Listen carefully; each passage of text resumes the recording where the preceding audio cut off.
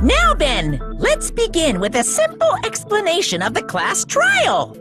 During the class trial, you will present your arguments for who the killer is and vote for who done it. If you vote correctly, then only the blackened will receive punishment. But if you pick the wrong person, I'll punish everyone besides the blackened, and that person will earn the right to leave this island. Such a cruel rule! Before we begin, I'd like to confirm one thing. Is there really a killer among us? Most definitely! There's no doubt that the blackened is lurking among you! Such a sad state of affairs, isn't it? By the way, this class trial is gonna be 100% fair, so there's no need to worry. I'm the type who hates favoritism and prejudice. Well, not as much as I hate monogamy, of course. You hate me that much? Now, let's begin! You're telling us to begin, but what are we supposed to do? No complaining, let's just settle this with our fists. Were you even listening to the rules? Didn't that Byakuya bastard get killed in the dining hall, huh? Then everyone there is a fucking suspect.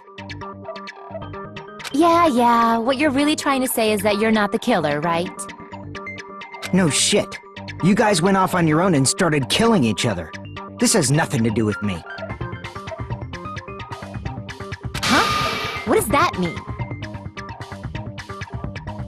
Anyway, why don't we try talking about the most pressing issue on our minds? The most pressing issue on our minds? Where we found the body. It's very strange to find a body underneath the table. Then, let's start with that mystery.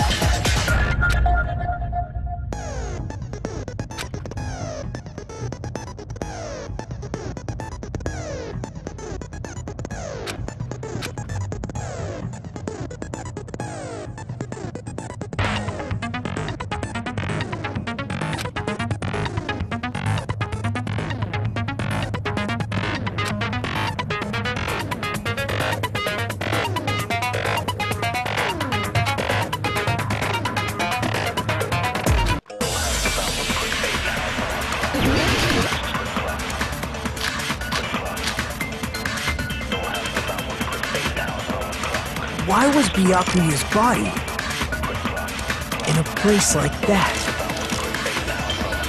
His body was underneath the table at the very back of the dining hall. After the killer murdered Byakuya, they probably moved the body there. Huh? Why? Obviously by hiding the body. They tried to delay its discovery! Like a dog burying a bone!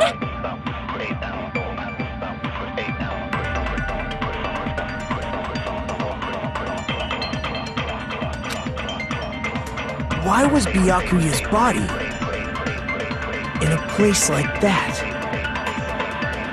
His body was underneath the table at the very back of the dining hall. After the killer murdered, they probably moved the body there. No, that's wrong!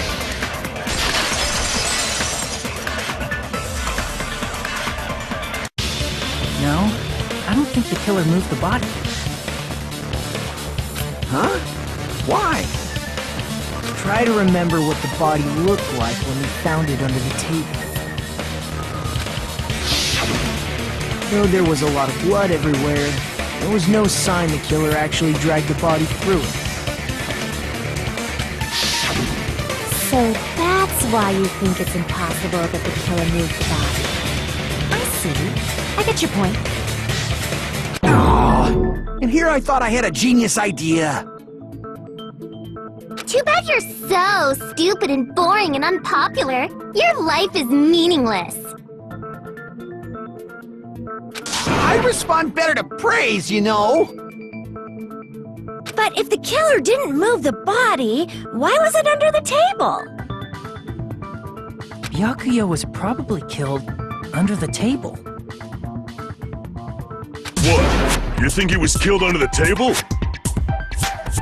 So Byakuya snuck under the table for reasons unknown, and that's when he was killed. Then, shortly thereafter, we found his body under the table. That does make sense, but why did he go under the table? Obviously, he was hiding so he could surprise us. That dude was always a big jokester. The hell he was? You seriously couldn't tell what kind of person he was? Maybe he panicked during the blackout and dove under the table. It's a blackout, not an earthquake. Just because the power went out doesn't mean you dive under the table. The reason why is probably connected to what Byakuya was doing during the party, don't you think?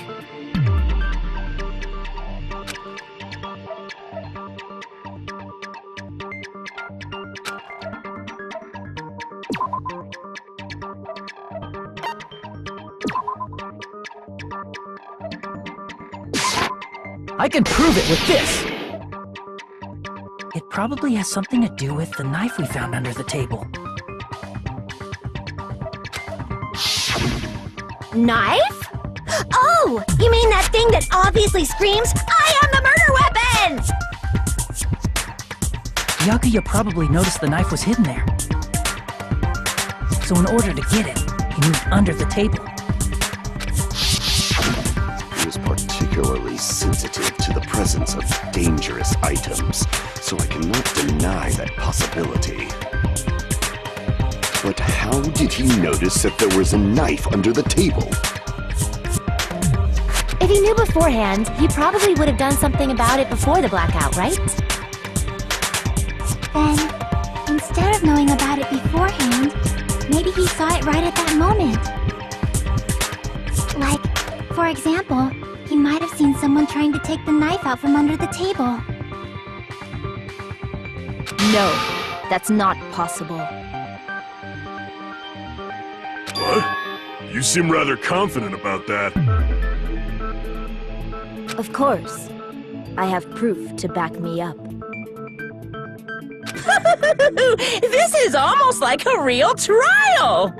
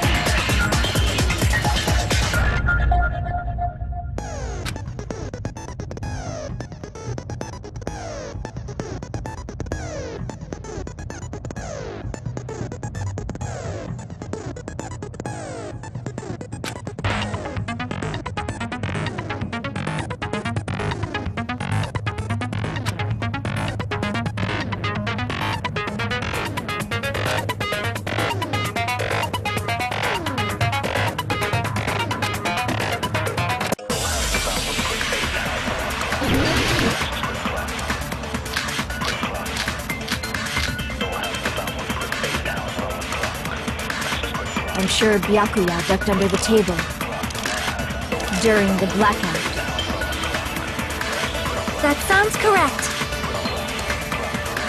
If that's the case... During the blackout, Mr. Ham Hands must have seen the killer take the knife. But it was super pitch black! It was so dark I couldn't see my food! Byakuya couldn't see in the dark either. I doubt he could have seen the killer.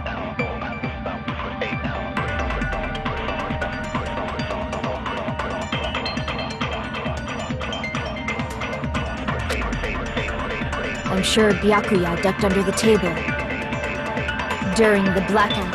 That sounds correct.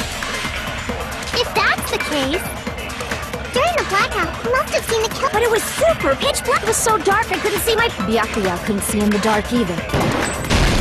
No, that's wrong!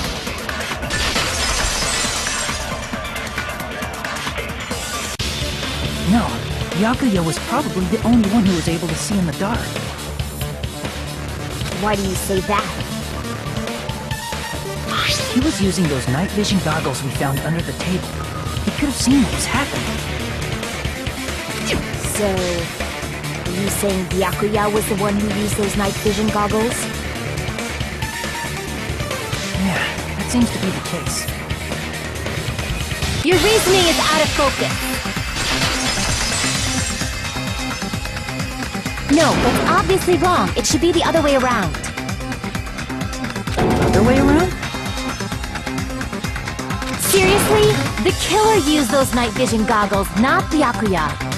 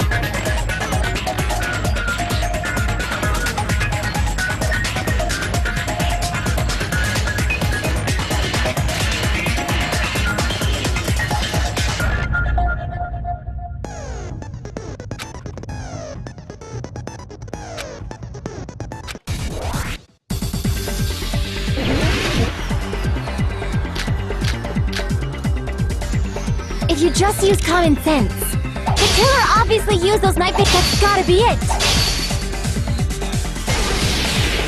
Where's your proof that the killer used them? because if they used night vision goggles, then they could have killed Byakuya even in the dark. I mean, in reality. So those goggles were planted if the killer brought them to the crime scene. Allow me to cut through those words! No, Byakuya was definitely the one who brought those night vision goggles. Definitely? But why? Inside the Duralumin case Byakuya had with him during the party, we found a smaller case for storing the night vision goggles. Which means we can assume that the night vision goggles were kept inside that Duralumin case as well. Woohoo! I said assume! Ibuki never uses such clever language. Plus, Byakuya was the only one who could have taken the night vision goggles out of the case, since he was carrying it around before the blackout in the first place. I see. When you put it like that, it makes sense. Then, was that knife inside the case too? If there were night vision goggles inside, it wouldn't be weird for a knife to be in there too. It would be weird. I am weird, aren't I? At times like this, I'd rather be fantasizing about tonight's main dish. Ew! You totally mean that in a perverted way!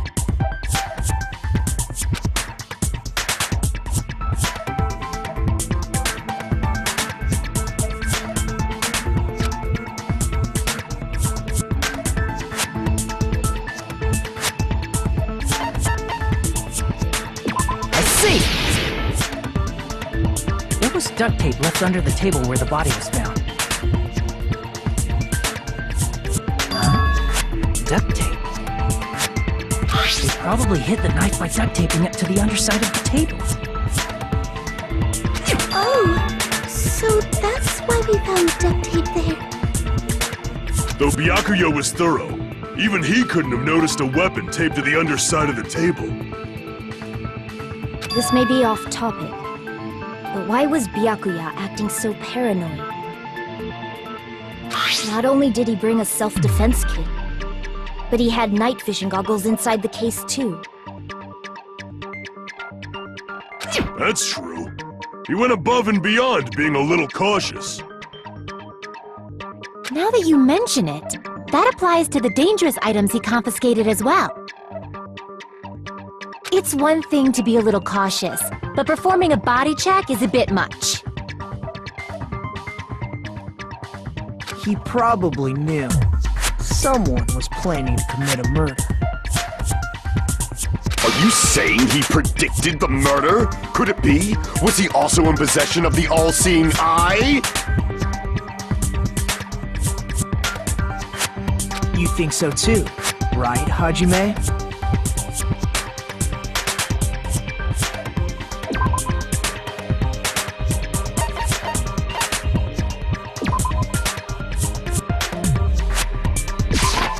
I can prove it with this!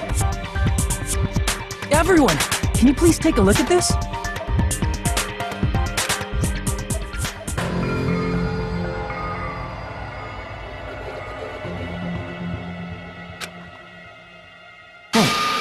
The hell is this? Hajime and I found this in Byakuya's cottage.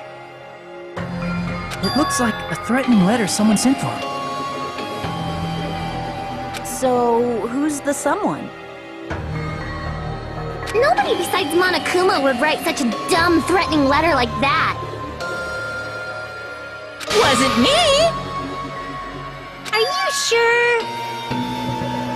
The only lies I tell are friendly lies! Those are still lies! It doesn't matter who wrote it yet. So, Byakuya became paranoid because of this threatening letter? He probably decided to throw a party because of the letter. What do you mean? By gathering everyone in one place, he tried to create a situation where everyone could keep tabs on each other. doing so, he tried to put the writer of the letter in a situation where they couldn't act. But the letter might have been just a little prank. As long as he was determined not to let any of us die, he couldn't take that risk.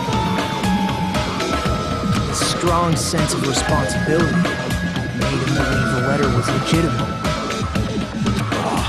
You should have told us you received a threatening letter. If he had, we would have panicked. Byakuya probably knew that too.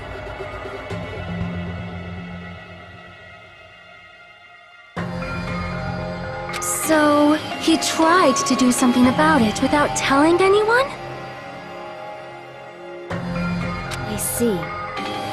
A strong sense of responsibility as our leader was his undoing. Screw that noise! Who the hell wrote that letter? Well, obviously, the killer.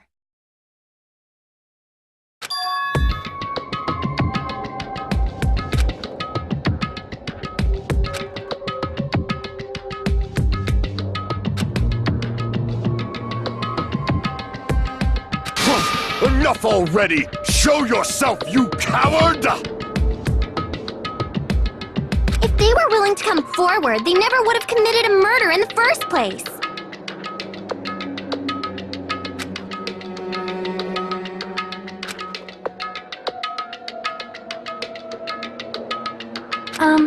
Pardon me. Can I say something, please? What is it, Miss Sonia? I regret that I must return to this topic, but I just realized something concerning the night vision goggles. If Byakuya was indeed wearing those goggles, how did the killer manage to navigate in the dark? You're right. They wouldn't have been able to see anything without the night vision goggles. But if the murderer had the goggles when they took the knife, then how did Byakuya see them? Even if the knife bore some sort of mark, it would have been difficult to see it in that darkness.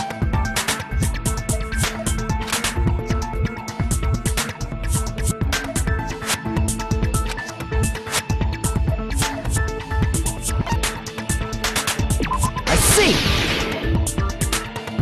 What if the glowing paint was the mark? With that, you'd be able to get the knife even in the dark. In actuality, the knife we found under the table and the duct tape stuck to the underside of the table were both marked with glowing paint, right? Does that mean the killer painted them in advance? But painting them with glowing paint? It's as if they knew the blackout was going to happen. They had to have already known. That's why they used the glowing paint as a mark. Which means whoever set up the blackout is the killer. That seals it. The killer is whoever was in the office with the circuit breaker. Which means it was you, Peko Pekoyama! Peko killed poor Byakuya? Was this island not big enough for 2 glasses wearers? I am not the killer. Oh, I guess she's not. How can you believe her so easily? But with Peko's height, I don't think she'd be able to reach the circuit breaker in the office. I don't care about a technicality like that. Peko's the one who tripped the breaker and caused the blackout.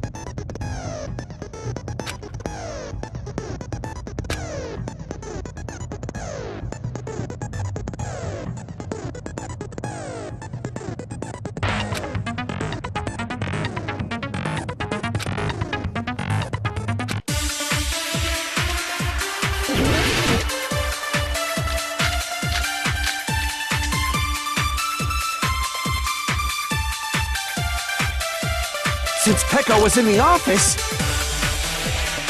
she could have caused the blackout at any time! That's impossible. Huh? Why is it impossible? Because I was not in the office. Not even before the blackout. What happened to your guard duty? Sorry. Oh, you weren't in the office? That's clearly a desperate excuse.